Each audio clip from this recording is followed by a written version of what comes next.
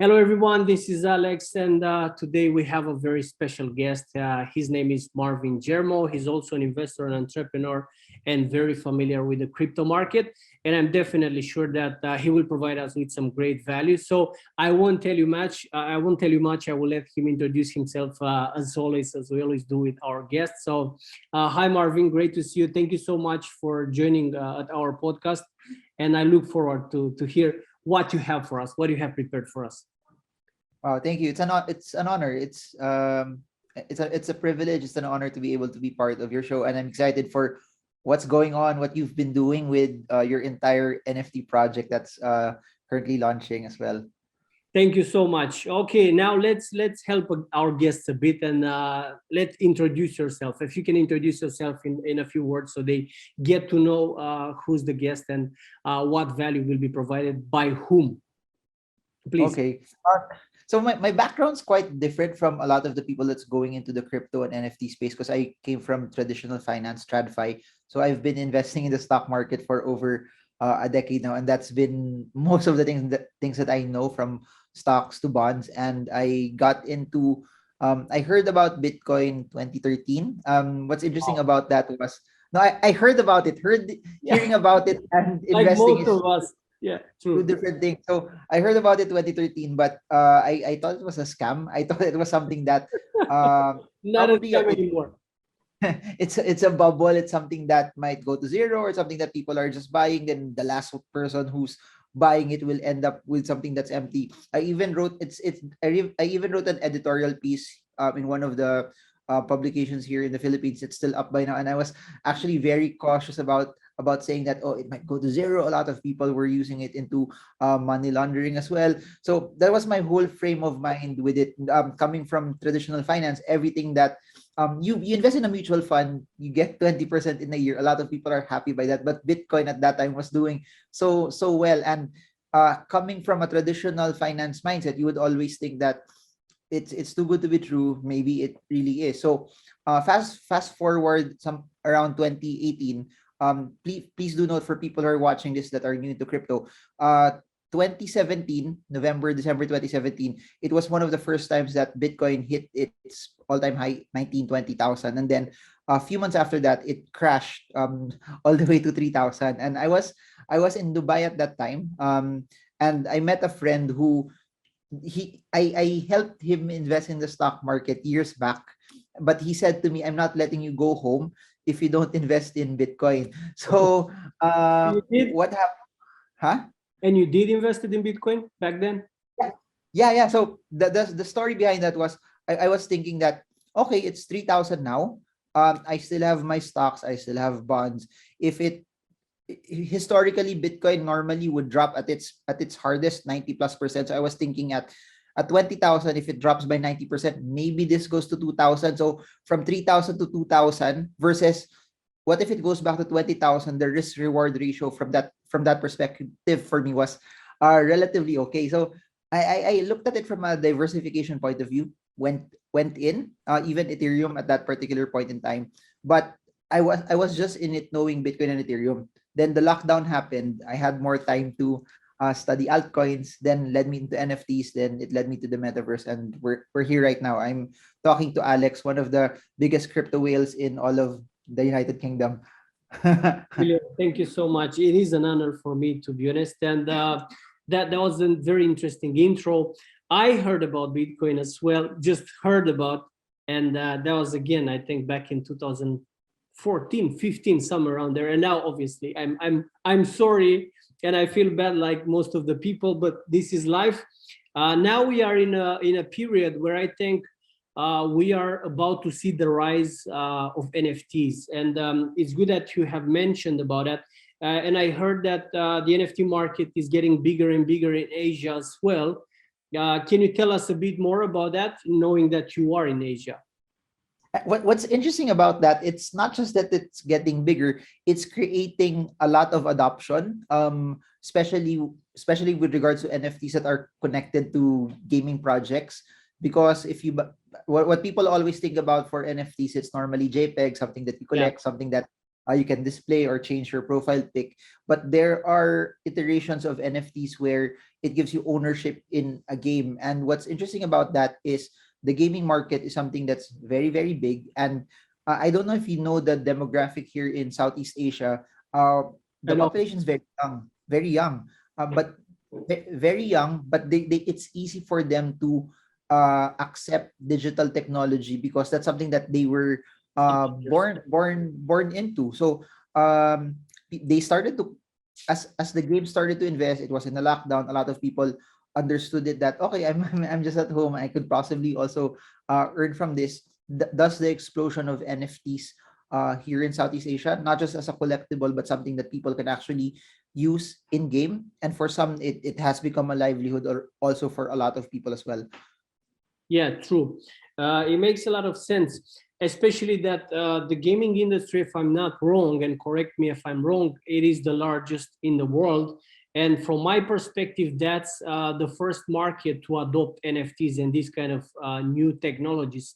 And you were right, because people perceives NFTs only as visuals, but behind these NFTs, we see a smart contract, right? That's why we have the token, which is the smart contract, and it allows people to do whatever they really want to do because of those capabilities.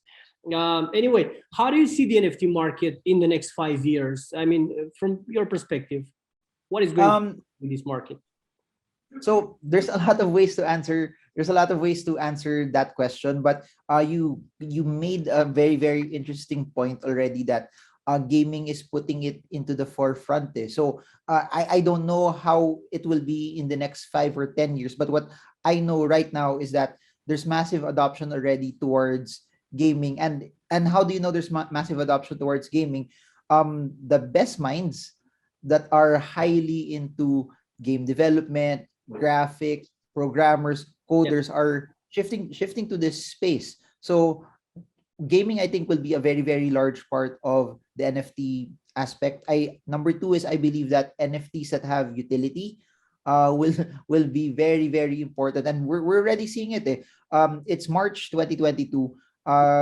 Maybe a year ago, February, March 2021, people were buying NFTs mainly as they saw it as art, they saw it as collectibles, they saw it as something that I can store and get something off of it that I could display or flex to my friends. But what has shifted is that it's not just anymore about the JPEG or the picture or the art that's attached to it. It's what you could do, or the access that you could uh, get with it as well. And I think that's where it's actually evolving. That people are buying it maybe as an expression that they want to be a part of this cause or a part of this community, or they want to buy this because it gives them access to this special person. I think that's where it could possibly go. But here's another interesting, and I want to balance this out, that um there's so many NFT projects coming out every day. In a day, there's more than for sure, there's more than one. And similar to I think more than the dot com bubble, yep, similar to um some crypto tokens, not everything will be relevant 10 years into the future. And that's how it is even in business. It's the upper 20% that will do okay, but it's the upper 1% that will massively be a home run for a lot of people. So people are thinking that I buy something today, I hold it for the next 10 years, it will do well. I don't think that will be the case. It will be the ones that will give the most either value to people, or it will be the one that's most scarce, that people actually like, that they will come and invest in also. So I think macro wise, it's the future of a lot of things. But in the same way, macro wise, not every project will also make it as well. it makes a lot of sense, and I do believe that NFTs that provide real value to the real world are those ones that will last and will grow as well. Now, speaking about growth, people are asking, okay, how do we make profits from these NFTs? Because there are also many people interested to speculate the NFT market. Yeah, do you have any specific strategy for that? Um, that's very interesting. There's a lot of approaches that I'm trying here. Number one is from an entrepreneurial standpoint. I look at it as a startup. So you try 10 different things, probably seven or eight will not work. one will do well, but the last one will massively compensate for the ones that don't do well. So that's one approach that I'm actually trying also, because it's really hard uh to know how it will be. Even if you look at Board Ape Yacht Club, no one knew Yeah, that it would be one of the biggest projects out there. Just looking at how it actually looks when it actually started out. So that's one looking at. But of course, trying those 10, there's still an amount of studying and due diligence that you're not just like throwing a dart or throwing money away. But one of the things that I guess one of my rule of thumb. So I forgot to answer this also, that my entry point to the NFT market was NBA Top Shot. So NBA Top Shot, for those who don't know, is a it's a project under the Flow blockchain. So the underlying token is Flow, and I'm a big basketball fan. So from that perspective alone, I buy something that I like. It really doesn't matter if it doesn't move over the next 8 minutes or the next 8 days. But because it's like buying a Rolex, you buy a Rolex because you like it. If it appreciates in value, then okay. If it doesn't, because you still like it, you're holding on to it. So that was my first approach to it. So I guess what people need to realize is, if you want to buy something, then just buy something that you actually like, and then if it appreciates in value, it becomes a bonus. Like, for example, I'm not a whiskey drinker, but I know a lot of people who collect whiskeys, and the main reason why they collect whiskeys is because they also like to drink it. Then if it appreciates in value, it's okay for them. If it doesn't, they'll be glad to either collect it or use it or drink it at some point in the future. So that's my approach in it. That's one. Number two is the utility. I'll probably want to get something that gives me access either in real life or in the metaverse or a digital in a digital version. And there's a lot of projects that are like that. And then third, I guess, is for those who want to be in the profile pic genre. um, I guess it's something you buy something that represents something that you believe in, or a cause that you believe in. Because I have a friend who bought um, different different different sets of flower girls, uh, boss beauties, yeah.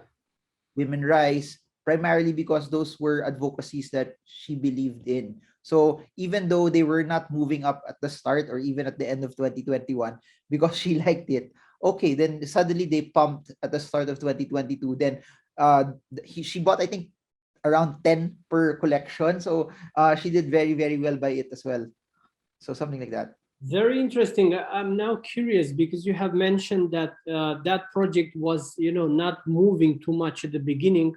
What do you think that are people that are buying these kind of NFTs that are not moving much at the beginning, but then they panic sell at a lower price than the price they were buying? What do you think about this kind of emotional behavior of humans? Is that a good one or a bad one? That's a good question. I think coming from a stock market background, Yeah, every time you position into a stock, the first thing that you will always ask yourself is, why are you buying it, yeah. and what will be the reason or rationale for you to sell it later on. So what does that mean? If 6 months later the price drops, but the reason or the rationale for you to sell it is not yet there, then it's not a cause for you also to panic. But I guess a lot of people are focusing on their upside. My style is, I don't focus on the upside first. I focus on the downside first, because when you cover your downside, when you know what your downside is, it will somehow already if it does well, everything else will be gravy, everything else will be your upside. That makes a lot of sense. Okay, but how do you manage to control the risk when investing in NFTs? I mean, I think that's a question I think that's a very important question for most of us actually. How do you manage to control the risk when investing in these NFTs? Hmm. So here's what's interesting. I don't risk is something you can't control, but you can control how you allocate your capital. You can control also how you do your due diligence in projects that you enter in. So in terms of controlling my capital, so my style is just basically, okay, this is an amount of money that I want to allocate here. if I have more, maybe I'll add. If I don't get extra, I won't add anymore. And it's an amount that if it goes to zero, I'm okay with it. Or what people need to realize is this: they should only put an amount of money that when it goes to zero, they'll be able to sleep well at night. They'll be able to function properly, and that term is very subjective. For Alex, I think Alex can go with 1,000 ETH. That if it goes to a certain, it goes to a very very high. Even if he loses 1,000 ETH, he'll be okay. But to some people, they put 0.1 ETH and it drops. They're not comfortable with it also. So the trick is to find an amount that you're comfortable with and you stick with that. The problem is when the market is pumping, everyone's making money, they somehow get tempted to put more than what they could somehow tolerate. Yeah, And that's again from a mentality of you're just thinking about your upside. So I don't think about what my upside is. I think about what my downside is first. So if I get tempted to put this amount of money, I will always say to myself that what if it what if it drops? What if it goes the other direction? Will I be okay? If the answer is I'll be okay, then I'll put. If the answer is I won't be okay, then I'll think about, okay, should what if I lessen this by 20%? Will I be okay? If the answer is still no, what if I lessen this by 40%? Will I be okay? If the answer to that is yes, then I stick with that capital. So there's a lot of thinking that's behind very it. smart. And I think that's from my background in traditional finance. I think uh that it's the methodology, the emotions. It's something that you can copy paste into crypto and into NFTs as well. And I think that's one of the technology, and the asset class might be different, but the investing acumen, it doesn't really. It's something that you can superimpose into those different asset classes as well. That's a very interesting principle. Well, I think basically, from what I understand, from your perspective, there are many people investing the money that they don't have, and what I think you were trying to say is that people should invest the money they can afford to lose in case something bad happened. They can still be relaxed. But in case the market goes bullish, then they can make some profits and obviously be happy, right? Yep, but what's interesting is it's not just money that they can afford to lose. It's money that if it goes down, they'll be able to function normally. Because I've seen a lot of people that, okay, I could lose this much, but when volatility happens, they could Yeah. their answer to that question somehow changes also. So they should always look at it from percentages, that if it drops this much, will you be okay? If not, you have to lessen the amount of money that's there. And here's what people need to know: investing is just like it's just like anything else in life, that if you do it over and over, you get better, you have more experience, and then you get familiar with it. Meaning, okay, for example, Alex will put one ETH. Okay, one ETH. Then as you go through time, either you learn more, you experience more, you get better, or you have actually more savings, you get promoted. Then that one ETH looks so small already, that okay, maybe I add another one ETH as well. Then you, without knowing it, you've actually doubled the amount of Yeah. money that you put in. But it's something that occurred through time, and it's something that occurred also by you not actually rushing it. Yeah, and we also learn by doing mistakes. So in the same time, risking is good sometimes, because this is the only best way to learn more and to gain more experience. And as you said, the more you do it, the smarter you get, let's say. Yeah, it makes a lot of sense. Now, fun question. How many NFTs do you own? How many NFTs do you have? Oh, it's hard to say already, because even for NBA Top Shot, you buy it by the pack. So Oh, okay. what I do is I distribute it per blockchain and per wallet. So I don't I've at the Don't start, say. I was trying to count, but uh at this point, not anymore, because there are some NFTs also that you get via airdrop. There are some NFTs also that, for example, for Gary Vaynerchuk, buy the book, you get this, and you get this NFT. So I also availed. Yeah, so I did so that's via token trove, and I actually don't track trove as much as well. So I actually I don't know. I don't know what the count. I don't know what the count is. So Okay, even you don't want to say, you want to keep it safe, right? Okay, it makes sense. So definitely you have many. Okay. many Also, too. do you invest in NFTs during the bear market as well? When you say bear market, what time period are you I looking at? think this is the right one. Like right now, the bear market, I think it's happening right now. We are in March, and in January, on OpenSea, I think they had sales of 11.7 billion dollars, and right now we have 3.6 billions, if I'm not wrong. But I'm Okay, okay, definitely sure that we are in the bear market also because of the war and the whole global situation. got it. Okay, so I thought the question was highly connected to crypto, but what when you were asking that, I was thinking about while crypto was dropping a few weeks ago, the NFT market was going up. So somehow, I think you hit properly that because of what's happening in the war, a lot of people are trying to shore up their cash, also trying to protect themselves also from downside. So it could go into you people could look at it in two ways. Number one is if there's uncertainty, some of the projects that are really good, they might buy it at a cheaper price. Even Board Ape Yacht Club, it dropped over 38 also. Number two is they could wait for the uncertainty to somehow pan out, which is totally fine because we all have different Yeah.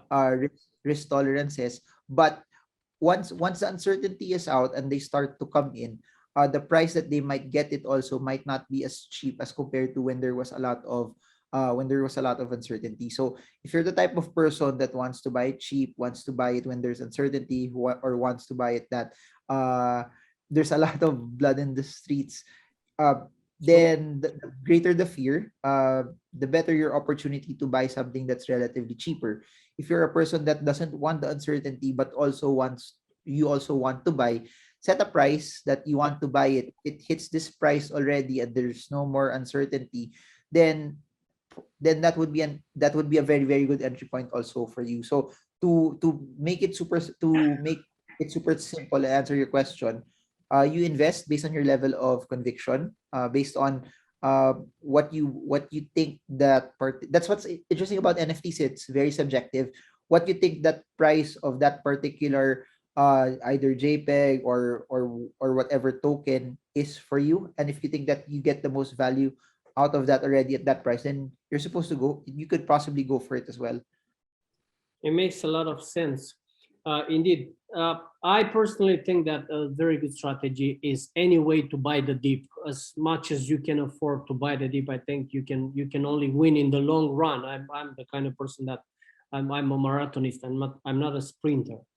Okay, now let's change a bit the topics and to speak a bit about the metaverse. What do you think about this metaverse, the metaverse? Do you invest in it? Do you have any land or something? Yeah, I do. Really? So everything that's so avatars, clothes, land, planets, even tennis balls. I think I've dabbled into different NFTs that are highly connected to the metaverse. It's quite interesting. It's something that I think there will be still a lot of development that will go on, and how it could possibly be integrated, because I've been trying to do either sandbox or decentraland. Sandbox is already in Sure. alpha mode, but I just find myself just running and I don't know what's going on. I'm just running and walking in the metaverse. So I have to figure out a way also where it's something that I so if you're looking at it from a game aspect, I don't know. I've only played one game over the past 2 years since the lockdown started. It's a very old game called StarCraft 2. So I know I it. I still have to find something that I like. If I'll spend a lot of time there, but um, I think it's a future. I think that it will the business applications for it, the recreational applications for it will be very very good, and like anything that's new, there will still be a lot of bumps in the road, and it's not yet it won't be still the best version of Yeah. what we'll actually see. So yeah, so there's a lot of metaverses, but I just somehow position or connect in the ones that I know the most. So something like that. It is normal. But what do you think? Will this change the world as we know it right now? Will the metaverse change it? Yeah, I think it will, because the metaverse is just a 3D version of something that's digital. So Mm. let me put this into perspective. What we're doing right now, this is already us talking digitally. I'm not really talking to you. I'm talking to a camera that transmits my voice and my video electronically, that somehow you in London also get to see it. So we're not, but this is in 2D form. What the metaverse does is it creates a 3D version of us talking to each other, that we could possibly walk around inside the metaverse. So if people are saying the metaverse is not here, I think that it's already here. We're just actually seeing just the 2D version of it right now. I do believe that. That was a very great analogy. Now, because you have so much success, there are also so many scammers try to impersonate you. How do you? Yeah, I saw you have so many accounts. While we were trying to search after Marvin Germo, we found so many accounts. So you're obviously a successful person. That's why something like this is happening. But how do you advise people to handle this matter? Because there are many people with the same problem, especially in this crypto and not regulated market.